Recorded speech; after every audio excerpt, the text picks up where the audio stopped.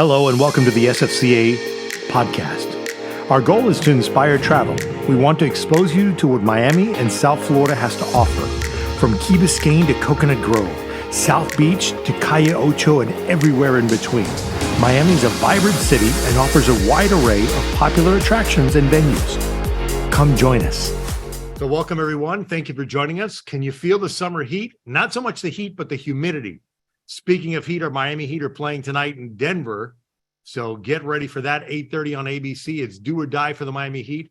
Good luck. I hope they make it. If they do, they will be back here and will play on Wednesday, I believe, if I'm not mistaken, or Thursday. I have to check that.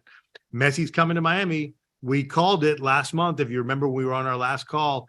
I kept pressuring him, and they wouldn't answer, but it happened as of June 8th. Messi's already signed. He will be here as of next season. It's a 3-year contract with a lot of incentives for him, but it's going to put Miami on the global stage if it already is not. So thank you very much, Mr. Messi, for making Miami home. Thank you for joining us. We truly appreciate your continued support. This is our 37th call. Special recognition to all of our sales teams, hotel managers, support staff, and all those that are on the call. For those of you just joining us for the first time, welcome. On this call, we share facts, figures, and stats of South Florida tourism. We also have some entertaining, informative facts that we hope you enjoy. I want to make sure that everyone is familiar with the chat feature because it behooves you to understand how it works and utilize it to your best of abilities. You're welcome to ask questions to the panel via the chat or the Q&A. We also have merchandise. How does it work? We will be giving away a gas card as well as a IV pass for you. More information on that to follow. But very important, how you win. You're going to listen to the question by our panelists, be the first to give the right answer via the chat, and you win. Now, once you win, you can't win twice, so you'll be disqualified for any other questions that you may answer correctly. We want everyone to have a chance to win the prizes. So good luck to all. I'd like to introduce you to the panel today. We have Andrew Woban-Smith from the Greater Miami Convention and Visitors Bureau, giving us all our stats and facts. We have Ceci Velasco with the Ocean Drive Association, giving us all the update on what was Memorial Day weekend and what will be July 4th weekend. One of them, probably correct me if I'm mistaken, Ceci, but it's probably was one of the most normal Memorial Day weekends we've had in quite some time. So that's a great plus. Yes. Special guest on deck today. I'm sorry? Yes, it was wonderful. Okay. Special guests on deck today. We have Mark Cohen and Natalie Amadon from CNM Health and Wellness and Vita Revive IV. We also have coming back with us once again, Gabriel Martinez, Vice President of Distribution and Channel Sales for Brightline. A lot of interesting information and exciting information regarding the Brightline and the Orlando Passage. So we're going to hear more on that. So without further ado, I'm going to pass it over to Mark and Natalie. Good morning. Good morning. Good morning, everyone. Thank you very much for having us today. We really appreciate the opportunity to talk to you a little bit about CNM Health and Wellness. And here I can do a quick share of my screen here so you can see some of our, just our background here. Hopefully everyone can see it. We are, first of all, my name is Mark Cohen. I'm the CEO of CNM Health and Wellness and Vita Revive IV Therapy. I've been an entrepreneur here in South Florida since 1996, and I manage the operational and business end of this company. I'll introduce Natalie in a moment, who is our clinical director. But just a brief recap of what we do. CNM Health and Wellness was originally founded to provide concierge COVID, flu, RSV, and other rapid testing at people's locations. So it's a concierge product. And we go everywhere: hotels, corporations, boats, you name it. And we've expanded in the last year to include IV therapy, which is really what our primary focus is here today. We're guided by our medical director, Dr. Benjamin Harrow. He is an emergency medicine physician here in South Florida for over 23 years, and managed by our clinical director, Natalie Amitan, a nurse in South Florida for over 13 years.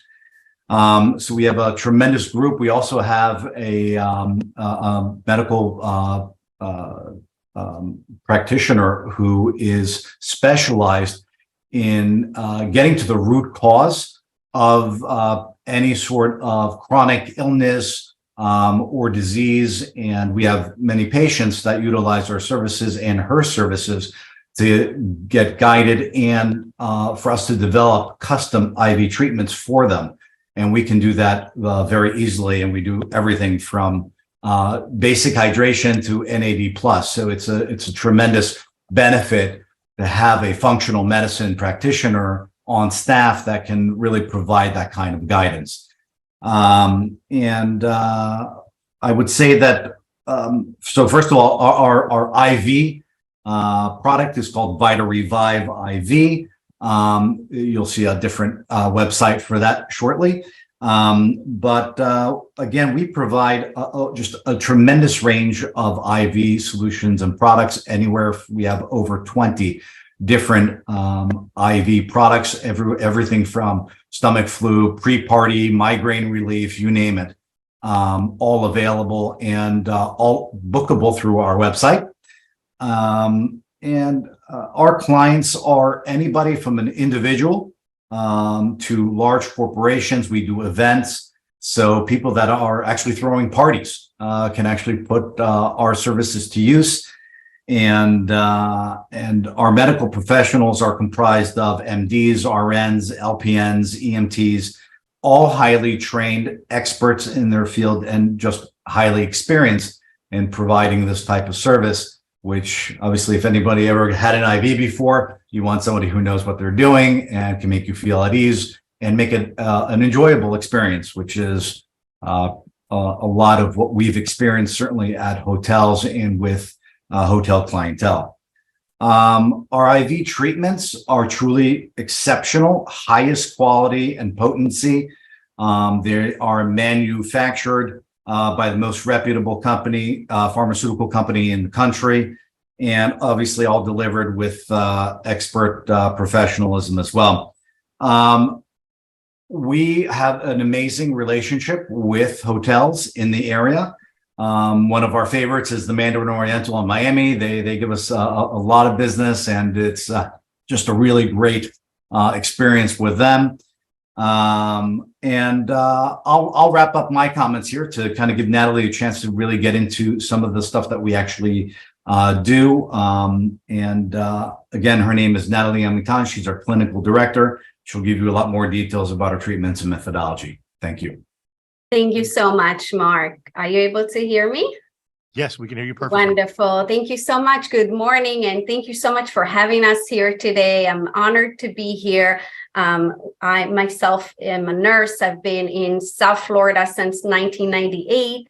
I've actually graduated from Nova Southeastern University right here in South Florida, and I've been serving the South Florida community for over 13 years as a nurse.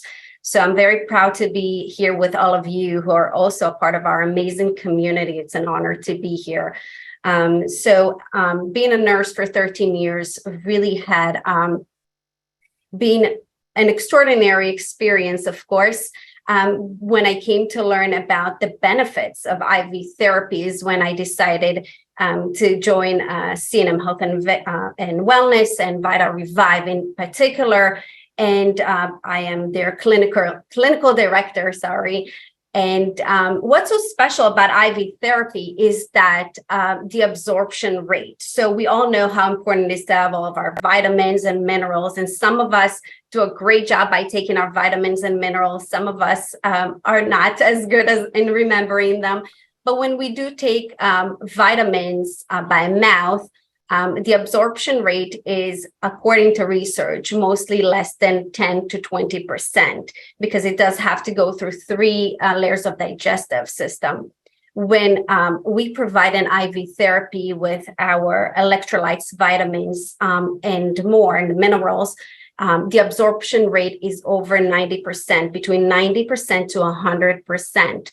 So really, when somebody's getting an IV therapy, they're getting everything they need, everything their body needs right there without wasting any product.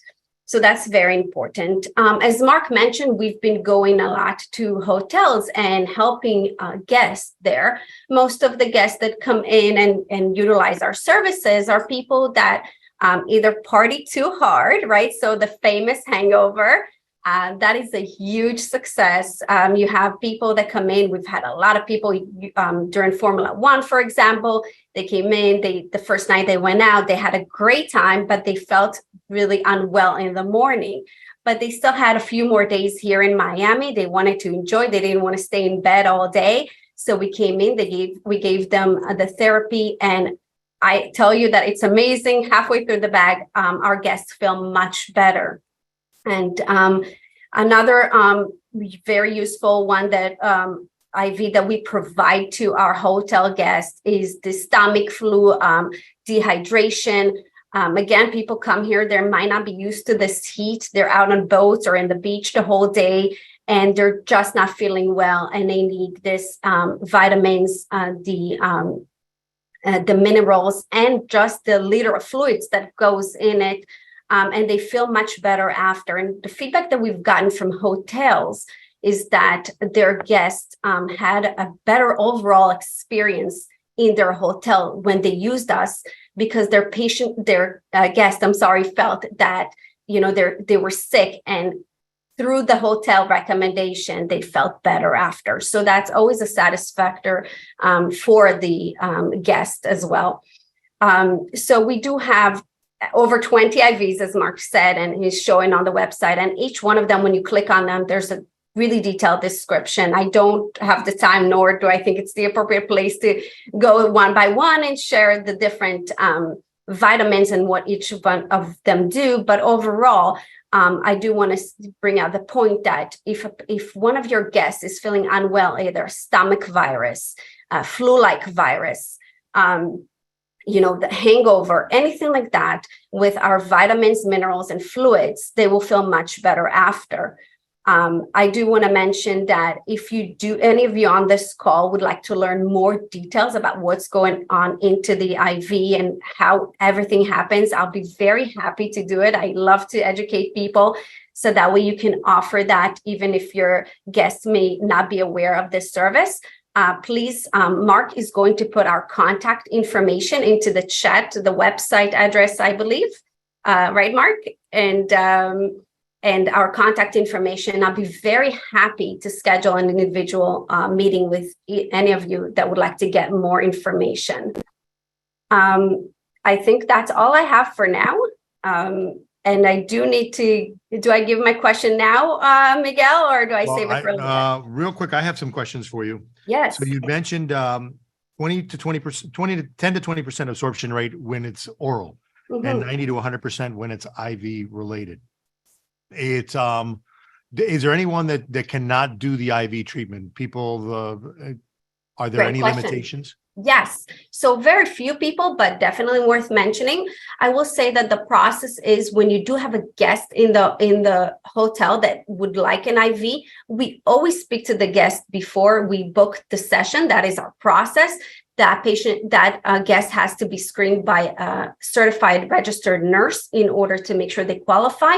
Generally speaking, I would say anybody with kidney disease, heart disease, or liver disease would not be a good candidate, as they absorb water, and we give 1 liter of fluids. So we do not want to overload their body with fluids. Understood. But they will be screened before. Somebody asked about how long it takes. It takes about 45 minutes. We take this very seriously, and we do it in a very professional manner. So we do take vital signs before. If the vital signs are abnormal, the nurse would not administer a DIV. Our patients. There's also a short intake that we do with the patient before we show up, just to make sure that they don't have any, serious illnesses, such as liver disease, heart failure, stuff like that, that will exclude them. Those counterindications would exclude them from really being a good candidate for it. But most everybody is an amazing candidate, obviously, is to receive these kind of treatments. So. Okay. And then, that the online question was answered. I have one more question regarding you do it both in your facility and in the hotel as well, or just in the Yeah. facility? So no, we actually come to the client's locations. So we've Okay. done hotels, offices. People are actually in meetings, corporate events, either at the office or hotel convention centers. Homes, boats. So we've done bachelorette parties. We've done everything. So we go to the patient's location. We do have a location in Hollywood as well. That we utilize if people would like. Perfect. Thank you very much, Natalie. Anyone else have any questions before we get to the raffle prize? And you see, no questions. So what is the actual prize? And then you will go ahead and give your question. So our prize is one immune defense IV therapy for free. Cool. All right. Go ahead and ask your question. Everybody get ready with the chat. First answer that is correct wins. What is the absorption rate for their answer? All right. Answer my question. Oops. So Yamila, you win. Yama, you got it. Yamila wins. Excellent. Thank you very much, Natalie and Mark. I really appreciate it. If anyone else has any questions that you may come up with, you're free to ask the question again during the chat as we continue on. Thank you very much, both of you. And I'm going to go ahead and segue now to Mr. Gabriel. I'll make you co-host. Go ahead and upload your screen and welcome back. Thank you. Good morning, everyone. Hold on. I did something wrong. Let me try this again because I know we won't play the sound. Okay, there we go. There we go. All righty. Good morning, everyone. And first of all, thank you for joining us this morning. And a special thank you to you, Miguel. If everybody that is in this meeting knew how hard you work to get guests like me, and if every guest is like me, I feel for you. I am terrible to pin down, terrible to get commitments. Miguel is constantly after me. He's constantly confirming and following up. So thank you so much for your forbearance and your patience with me. I do love being here, and I appreciate all the effort that you put into organizing this. So anyway, thank you. And thanks again, everybody. A lot of this should be familiar to especially all these folks here in South Florida, but we do have some updates. So if I could only find my cursor, here it is. You have heard any of us talk about this. The company, the vision is quite large. It's not just about Florida. We are completing the Florida project, and we are breaking ground. This year, we are breaking ground on another project in this West Coast, which will connect the southern Las Vegas Strip to downtown Los Angeles.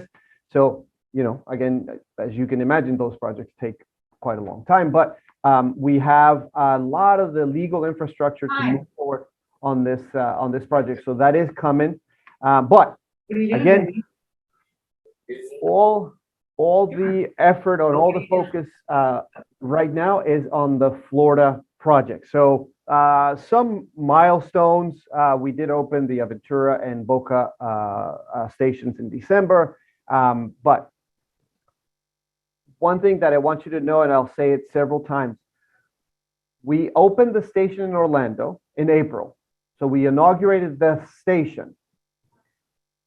However, we are not running trains between South Florida and Central Florida yet, but we are selling for journeys between Central Florida and South Florida. We are selling today.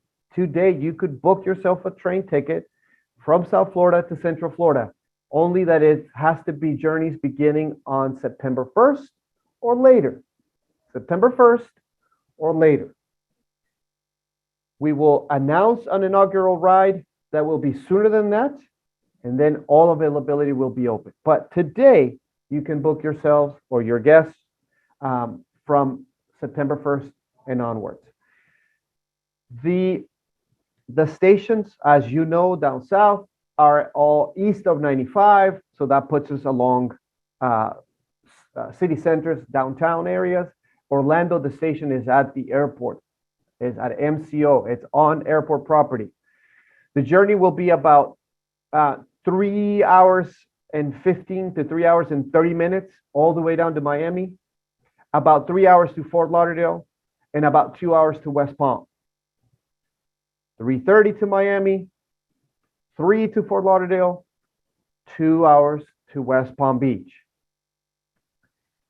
Some of the impact that we as a company have generated to the state and to the region. Imagine what will happen once we start running in Orlando. This is a little bit of our own evolution, how our brand has gotten to where we are and is starting to find our own voice. And so these are some of the values that define what we do: optimism, aspiration, care, connections, and safety. Also a reminder, you all know this, I'm sure, but since the beginning, you all know that we started from a freight company, right? So it was a train company that operated the freight train, or one of the freight trains, that had the track. And from the moment that the project and the idea was birthed, we knew we had to be more than just a transport method between points A and B, right? We always focused on providing an elevated environment experience for those guests. So we've always had folks from the hospitality industry, entertainment. I come from the theme parks world, along with experts in the rail industry.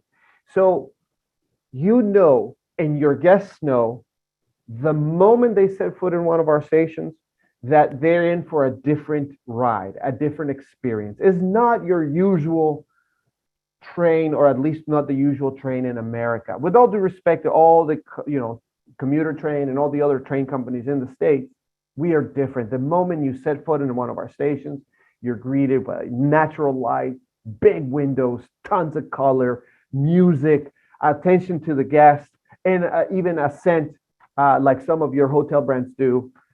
We pump a scent that we have patented into the stations, and that applies to station and train. So the experience on board is also very modern, sophisticated, leather seats, connection, Wi-Fi connectivity for everybody throughout the station, throughout the journey on the train, chargers everywhere, on tables, next to seats, under seats, all the conveniences that the modern traveler needs. From a product perspective, it's a very simple product, 2 classes of service. We call them Smart and Premium. Your guests will probably be familiar with the way trains in Europe work, for example, economy and first. Same thing. Configuration is a little bit different, as you can see. In Smart is 2 and 2, and Premium is 2 and 1, and then a little bit more legroom. And then Premium does give you some nice perks. You have, whereas in Smart you have elevated food, snacking, and drink options for purchase, both at the station and on the train. In Premium, it is included in the fare. You have access to a premium lounge. You have access to food at the lounge. You have access to drinks at the lounge. You have access to drinks and food on board, including alcoholic beverages, and even an Uber ride within a 5-mile radius is included in the premium fare. Again, look at the locations for you guys that actually help complete those vacations for those guests, right? Where they're filling in the things that they didn't know that they could do here. Look at our locations in all the South Florida corridor. It's always very centrally located. Palm Beach, you're steps away from, let's say, the Clematis Street area. You're steps away from the square, steps away from the water, less than 2 miles from the beach. Very, very good locations for tons of activities and things to do. Boca, same thing, across the way from Meisner Park, very close to the Boca Raton and to the beach. Fort Lauderdale, steps away from the Museum of Science and Discovery, the Broward Center for the Performing Arts, minutes away from Las Olas, minutes away from the beach. Aventura, across the way from the mall, literally across the street. And then Miami, you'll know, but we're 4 blocks from Bayside, 4 blocks from the arena, 7 minutes away from Wynwood, minutes away from Brickell, minutes away from Little Havana, minutes away from Coral Gables, from Coconut Grove, minutes away from the port. And then this is Orlando, which again, we are selling Orlando for journeys beginning September 1st. So you can book your guests on it. In Orlando, we are at the airport, on airport property, not downtown Orlando, but at MCO, Orlando International Airport. This puts us in a much better location for the tourism in the resort areas. So, you know, a little bit longer, but a few short rides to, you know, SeaWorld, International Drive, Universal, Walt Disney World, Kissimmee, the villas areas, all that. A little bit of I think I mentioned this last time I was with you all, but this gives you an idea of who our current writer is, which I think maps really well onto who would be a candidate to use a concierge service, or for example, you know, that guest, that customer that is coming is having a great time, that is going to use the IV services of CNM, for example. You know, I think we're all talking to the same crowds. I'll mention before I go here, since we're doing this live, I'll mention a couple things that I hope are useful to you. If you go to gobrightline.com and you click and you're here at destinations, you go to Orlando, this will show you the actual schedule. We do about 16 trains a day. And that's the plan for Orlando. We'll do about 16 daily departures in each direction, northbound, southbound. Please notice that there are weekend schedules and weekday schedules. If you need the physical addresses of the stations, they are also here. So say, you know, Fort Lauderdale, you click on destinations Fort Lauderdale, and there's the physical address. We spoke about premium. It gives you an Uber ride for about a 5-mile radius. This is kind of that radius is drawn out here. And then lastly, before I leave you with a video, we rolled out, since I last spoke to you, we rolled out a program where we have a shuttle so if you go to Experience Mobility, we have shuttles between airports and stations. So in South Florida, between MIA and the station, and between FLL and the station. So between those major airports and each concomitant station, we have shuttles that are going back and forth on a continuous loop that lasts about an hour. It is about $10 for the first passenger, $5 for an additional passenger, in the case that they don't want to ride a private Uber or something like that. But it is in Miami and Fort Lauderdale. Obviously in Orlando, we are at the airport, so there's no shuttles to the airport. And so I'll leave you with this. This is the current campaign that we are running, so you have an idea of what it all looks like.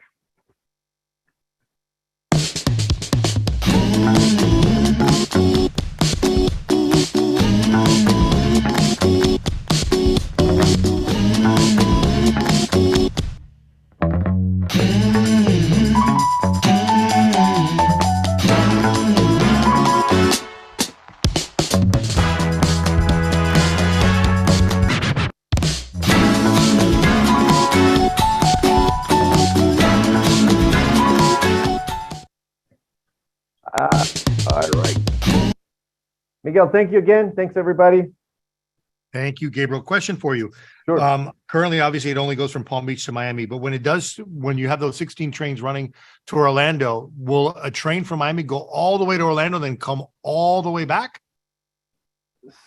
So the trains will sleep in South Florida and Orlando. We do have a depot up there. So some trains will go back and forth on the same day. Some may not. But if you're doing the round trip like that, you may need to jump on another train. Okay. There is no, at least for now, on the schedule, the trains do stop in the South Florida station. So all trains will either stop. We'll do this: Miami, Aventura, Fort Lauderdale, Boca, or West Palm, or Miami, Fort Lauderdale, West Palm. So that'll always be, or in reverse on the way back, right? Not all trains stop in Boca and Aventura, but there are no direct trains between Miami and Orlando as of right now. We'll see how that service evolves. Got it. So it's a different line going to Orlando, not the same train that continues on. Perfect. Any questions from the group? No? Okay. You ready for the question, Gabriel? It's for a $50 gas card. Whoever wins, please reach out to me. We'll send it to you electronically today, and you can use it as you wish. Go ahead with your question, Gabriel. So the question is, how much is the shuttle to the Orlando airport? There we go. Oh, that was a trick question. Yes, it was. That was a trick question. That was a trick question. Jacob got it. Jacob got it. Am I correct? Let me It's see. free. Why? Because you're at the Orlando airport. There you go. Jacob, Thank you so much, congrats. everybody. Good job. That's like that question. How many months have 28 days? All of them. Yes, right. All right, great. Thank you very much, Gabriel. Thank you all. Thank you. Let me remove you from co-host. And now we have Andrew up. Jacob, reach out to me. I'll get you your card right away. And let me see. Andrew, I think you're ready loaded up for co-host. Yep. I'm going to bring up your presentation. And if you've never met Andrew before, this is the man who brings all the stats and figures and makes it all real in South Florida. So give us the good news, Andrew. Well, good morning, everybody. Great to be here on a Monday morning in June. And again, thank you, Miguel, for putting this on for us every month. And thank you, folks, for coming and supporting us. It's helped me an awful lot, both in terms of keeping information up to speed, but also listening to you and trying to provide what I think is the most pertinent information that you can take and plan and share with your folks so that maybe they feel a little bit more knowledgeable about what's going on. And I hope that every month that when you're coming here, you're taking something away from this and that we don't waste your time, of course. So I appreciate it. And with that, today I'm going to focus a little bit more on international, because I know a lot of you have had questions about what that looks like for us. And there's certainly, I think, an overall pretty good picture of that. But I'll share some economics first, followed by some sentiment, and then go right into really our biggest areas would be air and hotel. So with that, just follow along. So have to mention, Europe is now officially in a recession. That's obviously important to us, given that some of our top markets are from Europe. It's not a very, very heavy decline, but nonetheless, it is still there and present since the end of last year. So why is that? Much like what we have here, rising food, energy prices, and of course, the war in Ukraine is obviously taking a toll, particularly in Germany, which is really probably contributing the most in terms of moving to the recession. That said, economists, they had expected this not to happen. They thought it was going to be softer, but in terms of future, they say, well, only soft growth, given interest rates are still rising, inflationary pressures are present. And then, of course, the European Central Bank is responding by raising interest rates to cool these soaring prices. Now, we do the same thing here. There are good things about that, bad things about that. For one thing, in terms of raising rates, we want to slow some of that spending, try to slow down these prices, but at the same time, it may hurt the other way by making money more expensive, and of course, and all the things that come from borrowing money, as well as how it affects our pocketbook. So it is obviously dubious as to what's going on over there. We know there's a recovery going on, at least in terms of travel, but they are facing a lot of their own problems, which many are not unlike ours, but some are certainly their own. And I'll show briefly here that there is some trepidation coming from from the stock market and investors who are talking about really, again, the interest rate hikes and the string of bank failures that they continue to worry about. And we know that they're related. So JP Morgan, as many of us know, they bought First Republic. Of course, this was the same thing in March 2008. They took over the investment bank Bear Stearns. And what's really contributing to some of this is we had cheap money, low interest rates, and now we don't. So with that being said, the landscape is a little different. And now they're looking at things like the higher rates in terms of the reversal of the Federal Reserve's bond buying programs. And of course, the things going on overseas are all potentially putting something dangerous together. So, however, I don't want to put all this negative news out there, because there are good things. Our economy so far seems to be pretty resilient.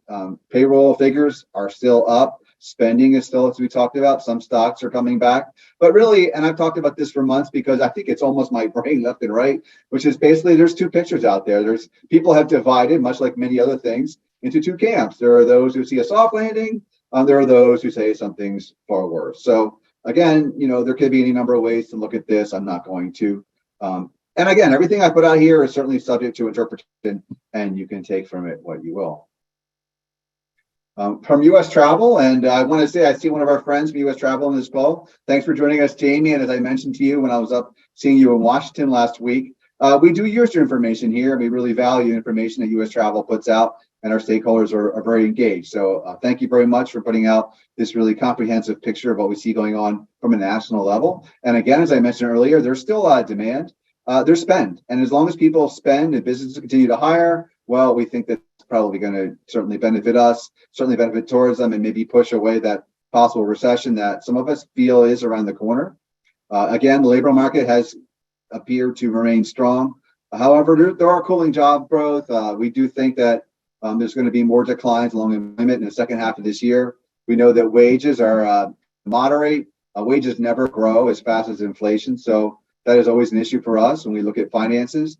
We think that there's going to be some dampers on consumer spending, particularly along those low middle income households. And basically speaking, the travel indicators are mixed. They have been mixed. So we do have some challenges going on internationally, as some of which we already have talked about in previous months. Overseas arrivals growth has slowed a bit. Demand, and I thought this was interesting, demand for both overall and group lodging has declined compared to 2019 and last year. Very interesting. Fortunately, our spending is on par with last year. Air travel continues to actually do really well in demand 2022. So really what we're looking at is ahead to the future. Again, labor market potentially weakening. People don't have the savings as much as they used to. We know that credit card standards and credit standards are all dampers in terms of what could be affecting us for future travel. So really, we're just continue to look what's going on right now, which we know is what's most important, but also look ahead and say, what are those factors that could be affecting us in the near future? International travel, as I've mentioned, it's still making a comeback. So we look at the total non-US resident, which is fly and drive, and I had to mention the fly and drive because Canada and Mexico are also big markets, of which many of them actually drive. We see a big increase, looking at 80% of pre-COVID levels. Overseas visitor volume increased 71%. And it's better for us when we look at these numbers because we don't depend upon all those markets.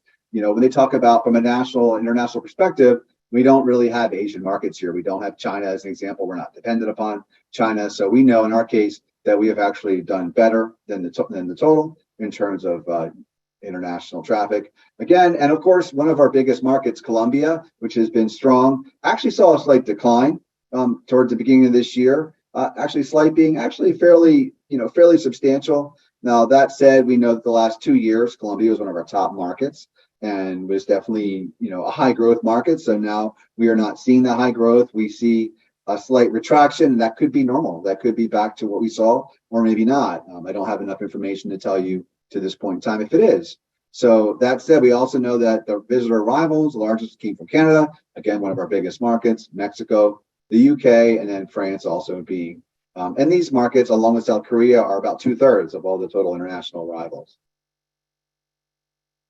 I shared this a couple of months ago. We know one of the biggest factors here for international visa wait times. And so a few months ago, back in March, I ranked all the markets according to the Bureau of Consular Affairs that were a waiting time of 1 year.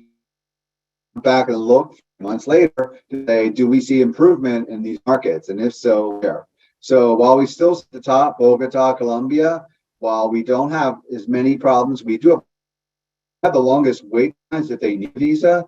However, looking at the difference, improving. Anything that's green is improving. Anything that's red is not improving. And what's not improving? Well, Mexico seems to be going their way.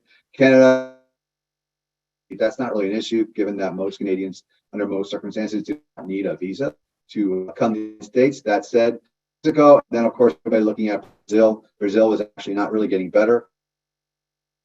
Direction. So this is definitely going to put a damper on some of our visitation, potentially anyway.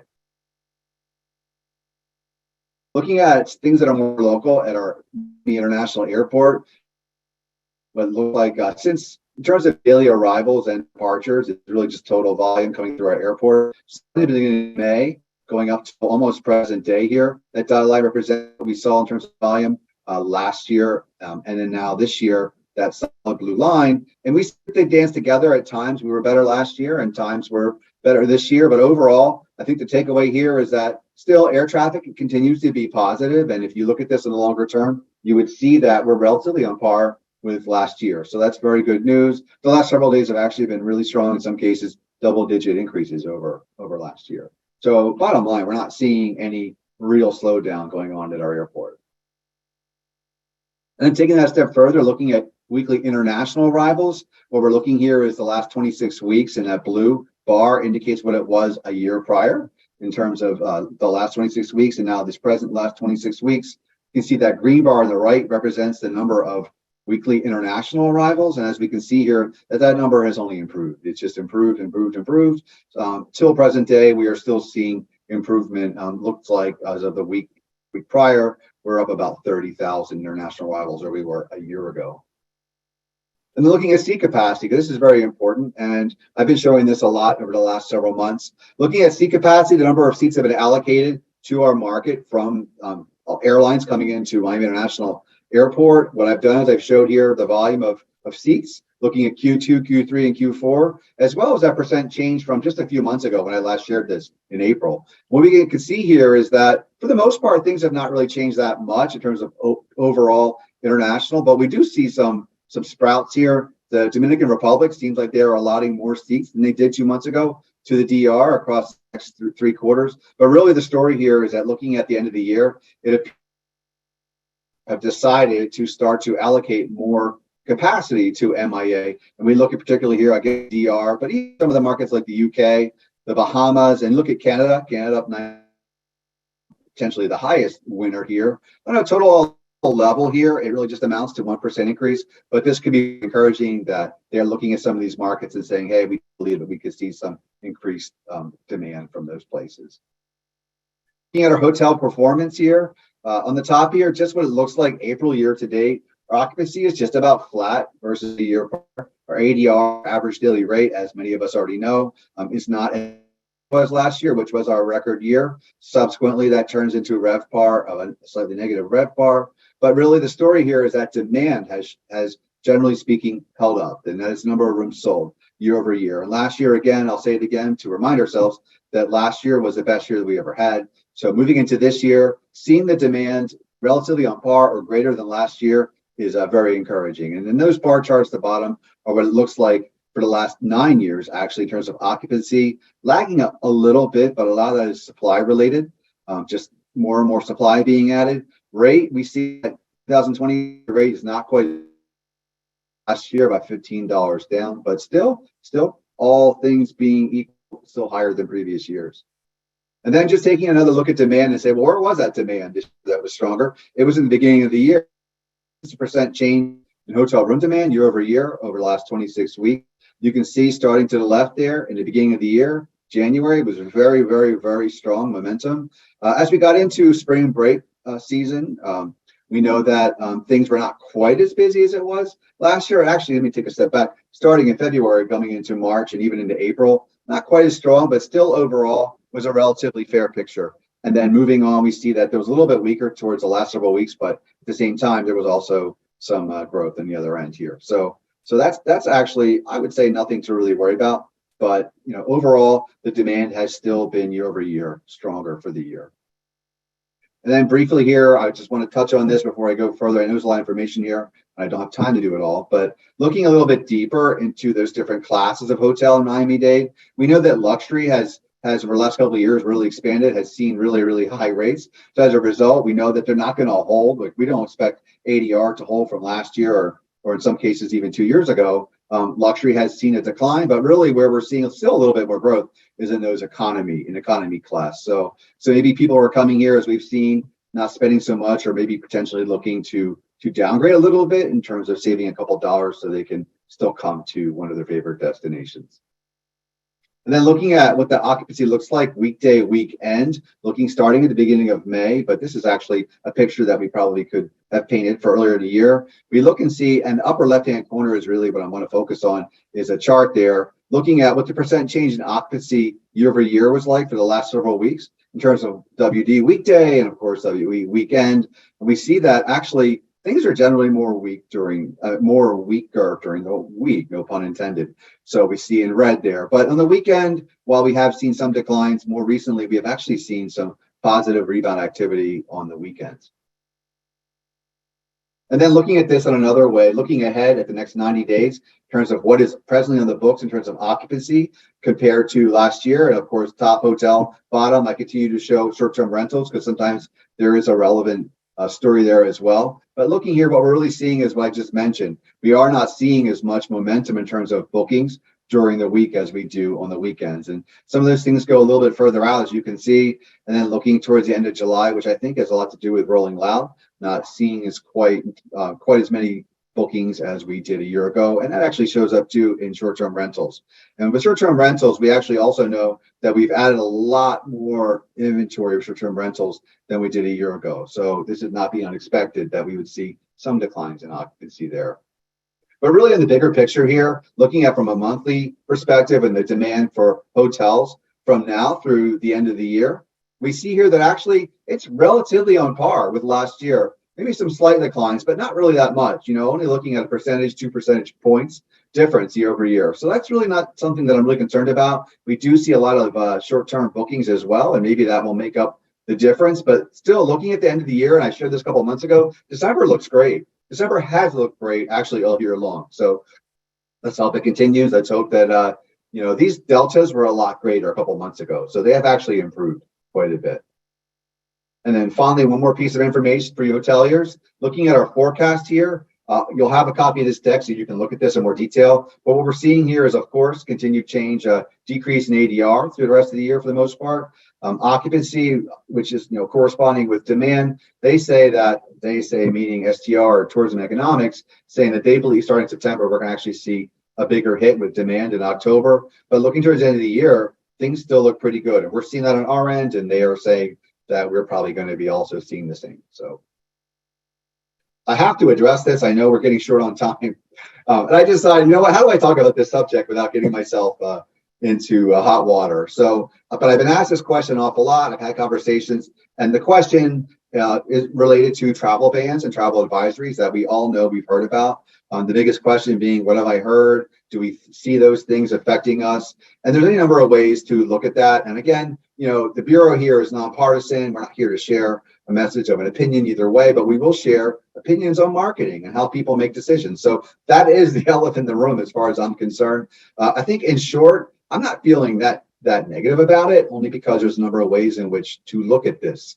I've had conversations with any number of people. I've had conversations with meeting planners. I've had conversations with research companies. And most recently, last week, I had conversations with some of our folks from Brand USA, who are the nation's destination market organization. And so there's a number of different ways that we've talked about this. I hope that I can say this in a way that's not, it's not something that I've talked to people. It's a very heated subject, quite honestly. So I'm always careful about what words I use. But overall, I think that when people stop talking is when things, generally speaking, get better. That's one thing. But also, more importantly, is people and how they make decisions. And when you think about decisions, people may say one thing, but they oftentimes do something else. And we can all relate to this type of experience or thinking, because that's just marketing. All of us have, when we look at brands, we look at, is it a competitive set? We look at a set of brands and we say, well, like this or don't like this, or we get something from here that we get from somewhere else. It's not always about it's about needs, about wants. So that's what I'm really saying here, is that people may say they do one thing, but they do something else instead. And so, although this is very, people still are talking, I am hearing feedback from people about some of the things, some of the fallout from some of these things. We're not seeing that so much here. At least I'm not seeing that here in Miami so much. Some of you may or may not. But I think the takeaway there is that overall, as I've shared with you, our metrics do not seem to reflect anything along those lines. So let's just hope that remains that way. And, when people stop talking, really, I think a lot of us, there's an issue one week and then it's clouded out by something else. and then we sort of move on. So I'll just share one brief example here. We had a hurricane. Anybody remember the name of the hurricane we had 6 years ago? Well, it was Irma. I remember it here. And what I did is I went back through some old reports years ago just to illustrate when people stop talking, it just falls off. And that coupled with the fact that where people get their information, and I shared this just a month or two ago from social media, we know that when people are talking, and who they get their information from really matters, right? So for some people, they're looking at news or following an influencer. Some of them are just looking at Instagram in terms of say, hey, my friends are here on the beach in Miami and they're taking pictures of the beach and of their food. And that might be what helps them make their decision to visit Miami. Again, that's very varied, but that's my take in terms of these issues here. Hopefully people will somehow come to some type of reconciliation here in terms of these issues. And ultimately, we just want to see travel affected by these things. And the good news is, to date, I do not see anything that would tell me that we are seeing any type of major impact. So summary, appetite's there for travel. As long as you're still spending, that's what matters. But we know, as we talked about with international travel, visa wait times, economics are becoming a problem. Airlines seem to be more optimistic, as I mentioned here. We see some heavier up capacity at the end of this year. Room demand lagged a little bit, but however, we've already breached this subject. Room rates not holding up as much. For around 2003, we see slight decreases in monthly lodging reserve occupancy, but they are small. And finally, forecasts are saying the slowdown will start late summer. So hopefully you folks have learned something there. And of course, always. Excellent. Thank you very much, Andrew. Much information. We do have one question. Paul wants to know, how different would the numbers look if it was trailing 3 months, excluding January on your forecast? I'll say that it would be relatively flat. Okay. Hopefully that answers your question, Paul. Anyone else have any other questions? As always, Andrew, thank you very much. Great information. We will be sharing Andrew's deck along with Gabriel's, as well as Mark and Gabriella. So we move on to Miss Ceci in South Beach. How are you, Ceci? I'm good. Hope everything is going well for everybody this season. I love that we're such a sports capital and bringing everybody here, but I also think that they need those electrolytes, not just because they've been out partying all night, but because they are doing marathons and yoga and everything out in the sun and fun, and need to get rehydrated and electrolytes, and that's wonderful. And I can't wait to get on the Bright Line to get to Orlando. We've been waiting patiently for that, and I'm excited that we can go this fall. That's wonderful news.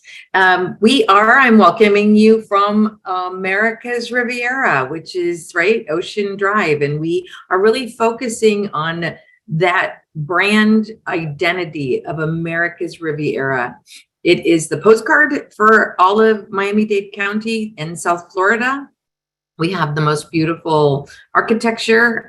The Art Deco district is really enhancing itself. As you can walk around and see, some of these buildings are really, they're coming online to par and being maintained very well. So really focusing on sending people more for Art Deco tours, educational opportunities. We, of course, have our Sunday concerts supported by the GMCVB every single Sunday in the park, which is very sweet.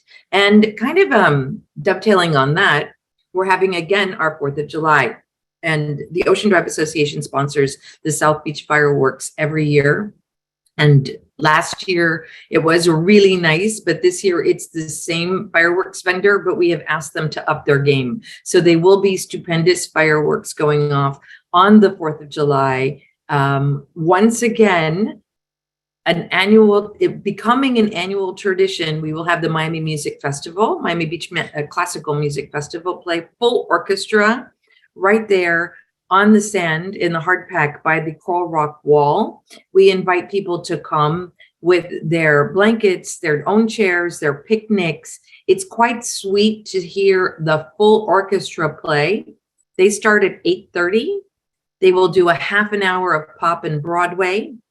And then right at the stroke of 9 p.m., the fireworks go off with the 1812 overture.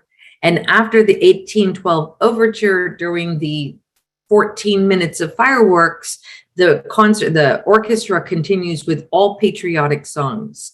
And it is wonderful to see the veterans come out and come every single year so that they can hear these patriotic songs during our Independence Day, which is magnificent, especially in the world we live in today. The fact that we live in a country that is incredibly independent, and we can be grateful to the people who served to make that our continued lifestyle. It's important for us, I think, to pay attention to what this day is really about. But we do have about 8,000 people that show up. We would love for that very sweet family-oriented tradition to continue. I love seeing picnics. I love people coming out, all these little kids running around. Lummis Park was made for that, and it is America's Riviera. So please send your guests to one of the most wonderful traditional things that we do on Ocean Drive. It's not just the nightlife scene. We do have 40 cafes, al fresco, and we have these beautiful hotels that are oceanfront and parkfront. So, but it is going to be wonderful. And, you know, we do not extend the cafes. We do not close the street, and we do not extend the cafes. Some people think that it's exactly like New Year's Eve, but it isn't. So the 4th of July is very family oriented, and we welcome everybody to come out. I'll start sending things out. You'll see it. I'll start sending out e-blast. It's on Eventbrite. You'll see it in a lot of the PR efforts that we're doing. The GMCBB has always been really great at helping us get the word out. So that's what we have coming up. I will mention briefly about Memorial Day weekend. It was beautiful. The Air and Sea Show came off absolutely great. Big and Rich concert was amazing to have out there. It was no incidents. I can tell you the cafes had really a nice time of it with great patrons, a very diverse crowd of people. There were people from all walks of life, all different kinds of communities, not just families, but young professionals, older people coming out, people who are tourists who are coming in from all over the world. And they did come out for Memorial Day weekend. We had absolutely no problems. We are feeling a little bit of the effects. It isn't a big revenue stream like it was before, but it is in transition. I think people were a little trepidatious about coming for Memorial Day weekend because of some of the reputation, but it has become one of the most beautiful things that you can experience on an annual basis.